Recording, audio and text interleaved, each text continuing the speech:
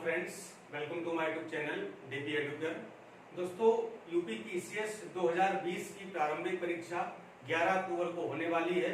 Admit card जारी हो चुके हैं। आशा करते हैं कि आप लोगों ने अपने अपने एडमिट कार्ड डाउनलोड करके रख लिए होंगे। ठीक है, तो इस 11 अक्टूबर के लिए बहुत ही कम समय बचा हुआ है और आज 5 अक्टूबर हो गई है। मात्र 5 दिन बचे हुए हैं। तो इन 5 दिनों में आप क्या करें, किन किन चीजों को देखें, वो आपको हम बताएंगे आज। और बेसिकली आज हम बात करेंगे करंट अफेयर्स के बारे में। करंट अफेयर्स के कुछ लेक्चर आपको हम इन दिनों देना चाहते हैं और ये ऐसे लेक्चर होंगे जो इस परीक्षा के लिए बहुत ही उपयोगी होंगे। ऐसे ये लेक्चर होंगे, ऐसे वीडियो होंगे कि यहाँ से इस टॉपिक से हमेशा सवाल पूछा ही जाता है।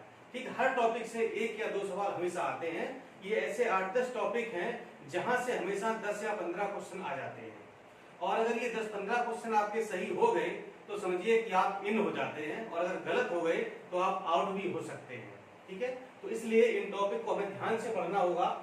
आज हम प्रमुख सूचकांक के बारे में आपको बताएंगे कि जो भी साल भर में पिछले 2019-20 में जो प्रमुख सूचकांक जारी किए गए हैं, कुछ रैंकिंग जारी की गई है, कुछ इंडेक्स जारी किए गए हैं, उनके बारे में बात करेंगे जो परीक्षा में प्रमुख रूप से पूछी जाती है। ठीक है, जारी तो बहुत सारी की जाती है, साल भर में 50 जारी की जाती है, लेकिन उनसे कोई मतलब नहीं है। हमने यहाँ पर 14 इंडेक्स को शामिल किया है और ये ऐसे इंपॉर्टेंट है जो हर साल परीक्षा में पूछे जाते हैं, चाहे पीसीएस हो या फिर अन्य परीक्षाएं हो।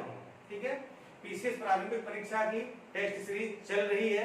अगर आपने अभी तक ज्वाइन नहीं किया है तो आप अभी भी ज्वाइन कर सकते हैं। आपको सभी सीरीज मिलेंगी, 10 जीएस की मिलेंगी, 5 सीसेट की, 5 करंट अफेयर्स और 5 यूपी स्पेशल की, यानी कि कुल मिलाकर के आपको 25 टेस्ट सीरीज मिलेंगी। और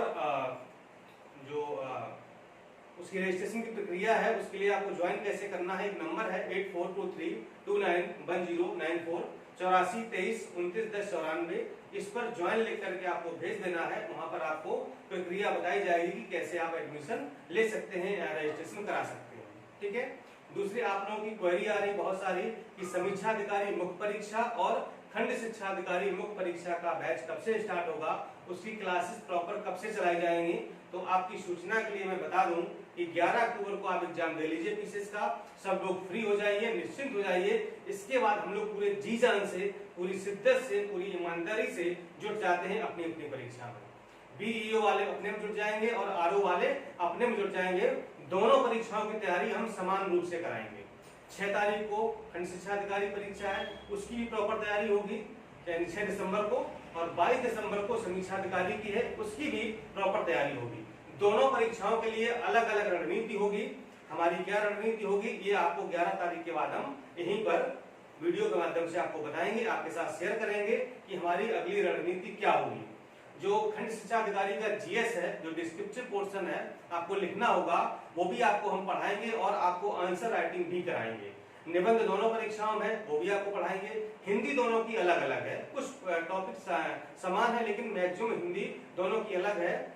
खंड शिक्षा अधिकारी की अलग है और समीक्षा अधिकारी की अलग है, तो हम दोनों की हिंदी को अलग अलग पढ़ाएंगे। निबंध दोनों में एक ही है, तो निबंध हम लोग एक साथ पढ़ लेंगे, लेकिन शब्दों की सीमा समीक्षा अधिकारी में 600 शब्द में लिखना है और खंड शिक्षा अधिकारी में आपको 700 शब्दों में एक निबंध लिखना होगा। ठीक है, तो इस प्रकार से जो भी हमारी रणनीति है सारी डिस्क्लोज करेंगे हम 11 अक्टूबर के बाद, और फिर प्रॉपर तैयारी करेंगे।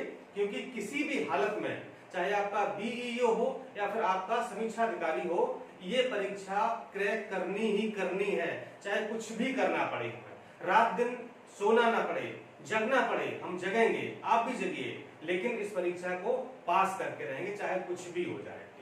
चलिए दोस्तों, शुरुआत करते हैं लेक्चर की। तो सबसे पहला हमारा सूचकांक है वैश्विक शांति सूचकांक, ग्लोबल पीस इंडेक्स 2020। ये जारी हो चुका है। ठीक है, जो प्रमुख बातें हैं इसके बारे में आपको बताएंगे जो पूछी जाती हैं, जैसे कि इसमें कुल देश कितने शामिल थे, 163 देश, यानी कि इस सूचकांक में 163 देशों की रैंकिंग बताई गई है।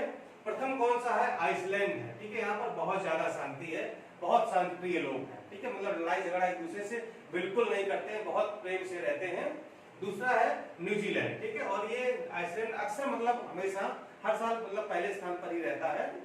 अंतिम है अफगानिस्तान। ठीक है, लास्ट वाला भी याद रखिएगा। तो आपको हम फर्स्ट, सेकंड और लास्ट बताएंगे और भारत की रैंकिंग बताएंगे। ठीक है, तो तो पहला आइसलैंड, दूसरा है न्यूजीलैंड और अंतिम है अफगानिस्तान। यहाँ पर बहुत लोगों में मारामारी आप देख ही रहे होंगे। और भारत की जो रैंक है 2020 में, जो मैंने ये बॉक्स में बंद किया है, ये भारत की 2020 की रैंकिंग है, 139 रैंकिंग है। और 2019 में भारत 141वीं रैंक पर था, यानी कि 2 रैंक का 2 अंकों का सुधार हुआ है भारत की रैंकिंग में। दूसरा है IMD विश्व स्पर्धात्मकता या प्रतिस्पर्धा सूचकांक 2020। ठीक है, एक IMD संस्था है, वो इसको जारी करती है। कुल देश इसमें 63 शामिल हुए थे। पहला है इसमें सिंगापुर, दूसरा है डेनमार्क और तीसरा है लास्ट है वेनेजुएला। ठीक है, लास्ट कौन सा है? वेनेजुएला है। और भारत की रैंकिंग 2020 में है 43वीं। ठीक है, 43 रैंकिंग है इसकी। और 2019 में थी कितनी? 43, यानी कि 2020 में और 19 में समान रैंकिंग है, 43 और 43। ठीक है। तीसरा है पर्यावरण प्रदर्शन सूचकांक 2020। यहाँ पर देशों की संख्या 180 है, कुल 180 देश शामिल किए गए थे। प्रथम है डेनमार्क, दूसरा है लक्जमबर्ग और अंतिम है लास्ट यानी कि लाइबेरिया। ठीक है, लाइबेरिया अंतिम है। भारत की रैंकिंग 2020 में है 168वीं और 2018 में थी 177। ठीक है, यानी कि ये जो पर्यावरण प्रदर्शन सूचकांक है, ये हर साल जारी नहीं किया जाता है, ये हर 2 साल पर, प्रत्येक 2 वर्ष पर जारी किया जाता है। तो 20 की रैंकिंग है 168 और 18 की है 177। ये 19 में जारी नहीं किया गया है, अब 21 में नहीं किया जाएगा, सीधे 2022 में जारी किया जाएगा। विश्व प्रेस स्वतंत्रता सूचकांक, यानी कि किस देश में प्रेस की आजादी सबसे ज्यादा है? जो प्रेस होती है, जो अखबार वगैरह छापती है, मैगजीन छापती है, उनको आजादी कहां पर सबसे ज्यादा है? नॉर्वे पहला है, दूसरा फिनलैंड है, लास्ट है उत्तर कोरिया। उत्तर कोरिया बिल्कुल भी आजादी नहीं, आप देख रहे हैं तानाशाही शासन चलता वहां पर। और कुल देश 180 शामिल हुए थे। भारत की रैंकिंग 142 है 2020 में, 2019 में इसकी रैंकिंग थी 140 में। ठीक है, 2 अंक की इसमें गिरावट हो गई है। नेक्स्ट है भ्रष्टाचार बोध सूचकांक, यानी कि सबसे भ्रष्ट देश कौन सा है। ठीक है, तो यहाँ पर जो सबसे कम भ्रष्ट है उसको पहली रैंकिंग है, और जिसमें भ्रष्टाचार बढ़ता जा रहा है उसकी रैंकिंग बढ़ती जा रही है। तो डेनमार्क पहला है, डेनमार्क में सबसे कम भ्रष्टाचार है। दूसरा है न्यूजीलैंड और अंतिम है सोमालिया। आपने सुना होगा सोमालिया के लुटेरे समुद्री जहाज लूट लेते हैं दूसरे देशों। ठीक है, तो सोमालिया ये है, अंतिम यहाँ पर देश है। और भारत की रैंकिंग है 80। ठीक है, 2019 में, अभी 20 का नहीं आया है। और 2018 में इसकी रैंकिंग थी 78। ठीक है, तो 2018 में अच्छी रैंकिंग थी, लेकिन 2 रैंक का यहाँ पर गिरावट हो गया 2019 में। वैश्विक लोकतंत्र सूचकांक 2019। ठीक है, 20 का 2020 का वर्जन नहीं आया है। प्रथम है नॉर्वे, दूसरा है आइसलैंड, अंतिम है उत्तर कोरिया। ठीक है, भारत की रैंकिंग यहाँ पर है 51वीं रैंकिंग है लोकतंत्र सूचकांक में। ठीक है, यानी कि विश्व में सबसे ज्यादा लोकतंत्र किस देश में है, डेमोक्रेसी कहां पर सबसे ज्यादा है? तो नॉर्वे में सबसे ज्यादा है। उत्तर कोरिया में लोकतंत्र है ही नहीं, पूरा तरह गणतंत्र, वहां पर राजतंत्र है। और ये 2018 में भारत की रैंकिंग थी 41, यानी कि 41वीं। तो 10 अंकों की यहाँ पर गिरावट हुई है लोकतंत्र के मामले में। 7वां है आपका अंतर्राष्ट्रीय बौद्धिक संपदा सूचकांक, यानी कि किस देश में सबसे ज्यादा बौद्धिक संपदा यानी कि बुद्धिमान लोग हैं। तो अमेरिका में सबसे ज्यादा बुद्धिमान लोग हैं, दूसरा है यूके यानी कि United kingdom.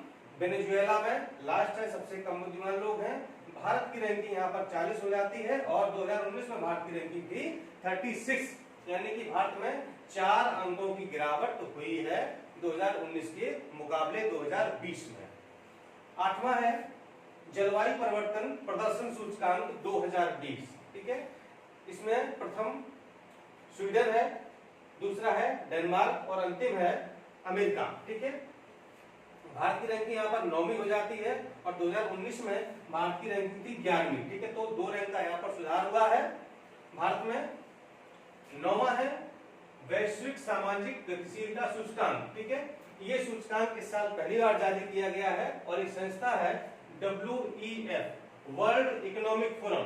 World economic forum Hindi में कहते हैं विश्व आर्थिक मंच। इस संस्था के द्वारा इसको जारी किया गया है। कुल 82 देशों को शामिल किया गया है। डेनमार्क यहाँ पर प्रथम है, नॉर्वे का स्थान दूसरा आया है और लास्ट है आइवरी कोस्ट। भारत की रैंकिंग हो जाती है आपकी 76, काफी इंपॉर्टेंट है, पहली बार जारी किया गया, देख लीजिएगा। भारत की रैंकिंग 76 है और पहला देश है डेनमार्क। ठीक है, 10वां है वैश्विक आतंकवाद सूचकांक। सबसे ज्यादा आतंकवाद कहां पर है? तो ये अफगानिस्तान है। अफगानिस्तान में सबसे ज्यादा आतंकवाद अफगानिस्तान में है, पहला देश। दूसरा है इराक, ठीक है। भारत का स्थान है 7वां, ठीक है। यहाँ पर आप पाकिस्तान सोच रहे होंगे, ठीक है। तो देखिए पाकिस्तान में आतंकवाद नहीं है, वो आतंकवाद फैलाता है दूसरे देशों में, ठीक है, लेकिन अफगानिस्तान में सबसे ज्यादा है। 11वां है विश्व प्रसन्नता रिपोर्ट 2020, यानी कि किस देश के लोग सबसे प्रसन्न रहते हैं, खुश रहते हैं, तो वो है फिनलैंड। फिनलैंड के लोग सबसे ज्यादा खुश रहते हैं, छोटा सा देश है।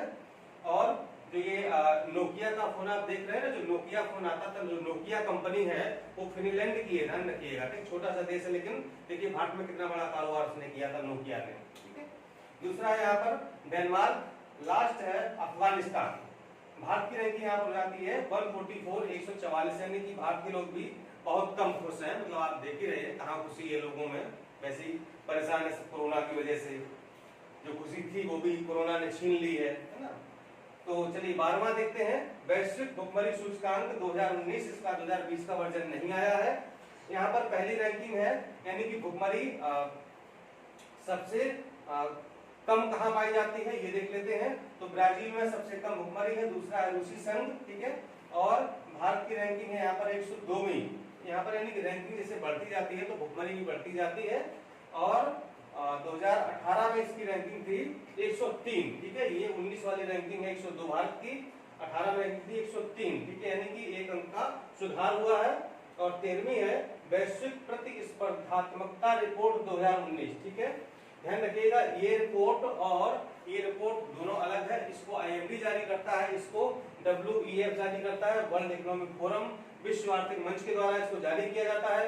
कुल देशों की संख्या थी 141, 141, और इसमें प्रथम स्थान है सिंगापुर का, दूसरा है अमेरिका का। अगर देखना दिख रहा हो तो मैं बोल दे रहा हूँ, प्रथम सिंगापुर है, दूसरा अमेरिका है। भारत का स्थान 68वां है 2019 में, और 2018 में 58 था, ठीक है, यानी कि 10 अंकों की यहाँ पर गिरावट हुई है। और अंतिम है हेनले पासपोर्ट इंडेक्स 2020। इसका मतलब ये है कि विश्व में किस देश का पासपोर्ट सबसे ज्यादा शक्तिशाली है, ठीक है। तो जापान प्रथम है, जापान का पासपोर्ट सबसे शक्तिशाली माना जाता है।